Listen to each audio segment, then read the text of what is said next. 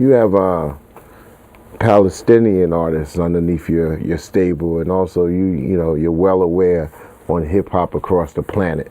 Tell us about your Palestinian artists, and also tell us why is there a gap between artists in the United States who seem to be like at a fifth to seventh grade level with 28-year-old topics, and the rest of the planet seems to always have a homage for the art.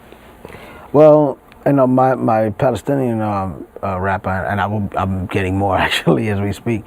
Shadia Mansour, she's she grew up in the UK, but she's Palestinian. Parents are from Palestine, and when you live that kind of life, when you really live it, you can see all the fakers and all the posers, and you got guys in Brooklyn talk about my part of town is similar to Vietnam. What do you know about Vietnam, other than watching Full Metal Jacket or whatever the movie? I mean, everything that people know, and I say people, and I'm using in general terms, obviously. And this isn't, I'm not generalizing, but most people learn what they see, and what they see is movies and the TV movie of the week and things like that. So they have a skewed vision of what reality is around the world. But people around the world see things for real. Palestinians look out their window and they see the rubble and they see young children dying. People in Darfur see people dying every day. People in Russia are freezing and they have no food. North Korea, they've been starving there for years. There's a lot of things that happen, and those people see this, and then they hear a rapper talking about how much money he has. You think they respect that? So they don't respect American rappers. They feel that that they've squandered their right. So you also feel like the black rapper who gets promoted on BET or whatever through the Viacom network. I call BET the Booty and Thug Network.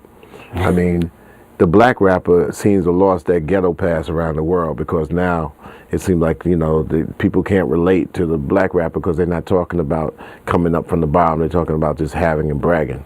Yeah, but even if they do talk about coming from the bottom, their bottom is relative. Some black rapper talking about how bad he has it. I mean, that's understandable when nobody knew. But everybody knows the black plight now. It's been all over everywhere, and everybody's talked about it a million times. And somebody needs to just talk about it correctly and put it in context. Right. As bad as it is, and it's been bad in this country, there's a lot of countries that have been bad. And those countries like Brazil, they have their ghettos. I mean, the U.S. doesn't have a monopoly on ghettos. You know what I'm saying? You ever been to the City of the Dead in Egypt, where cats live in mausoleums and in tombs? Because they have no place to live. I mean, really, how bad do you have it? Brooklyn's bad? Brooklyn's bad? You living in a house, at least an apartment. Well, that's what the press releases say. That's what the media says. It's like, this is the real rough and came from nowhere in the United States. And so you're saying that, how long does this American message go to fascinate, people who still love hip hop around the world as being, okay, this has got to be the end all be all just because it used to be? Well, initially it was, it got respect from around the world because people said, wow, you could talk about your problems like that. And it makes a profound statement.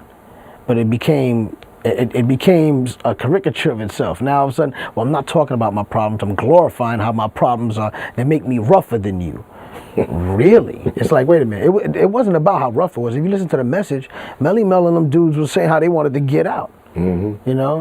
I tried to get out. I tried to get away, but I couldn't get far because a man with a tow truck repossessed my car. Wow. They wanted to get out of the ghetto.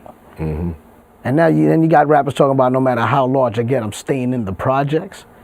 Yeah, because the Notorious B.I.G. movie comes out, and his mother, coming from a Caribbean background, Caribbean kids, descendants always were the smartest in the class. Their mothers, kind of fed them strictest, smartest kids, like I said, and all of a sudden, the stories that came out from Biggie is totally different from the stories of where he really came from.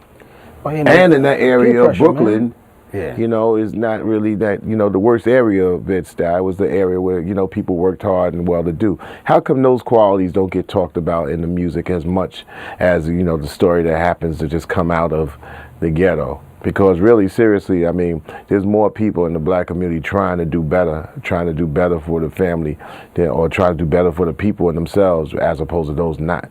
Well, apparently a lot of people have been to jail. when they come out of jail, they you know, their lives get glorified.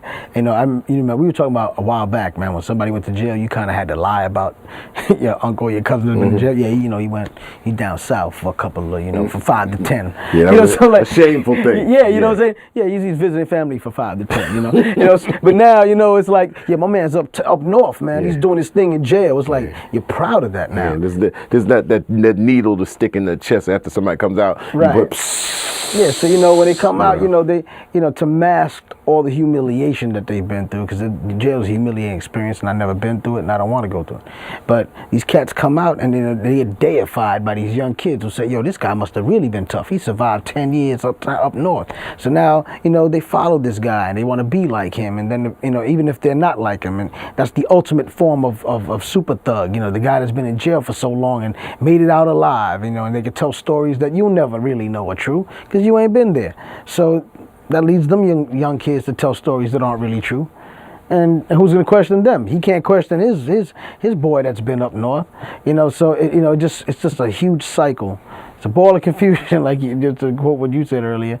You know, and it's something that's not easily broken, because to break that would mean to show vulnerability, would mean to show what is perceived by a race. And I'm not talking about the black people, Latino people, all minorities, as something that you really shouldn't show. A weakness. You show a weakness? A weakness? No, I can't show a weakness. Can't show weakness to these people. I gotta show I'm strong. I'm always, you know, and vulnerability, man. Love is the biggest strength of all. And it's not taught as such. You know, if you go to Africa, you know, the love for one's family drives these dudes to do things that are superhuman. Yet over here, hate is used as the supreme, you know, emotion that drives you to be strong for some reason. We'll get more strong verses coming out of John Rosado. We got the final segment coming up right here on the Real News Network. This is Chuck D on the Real, off the record. Stay tuned until we return to Burn.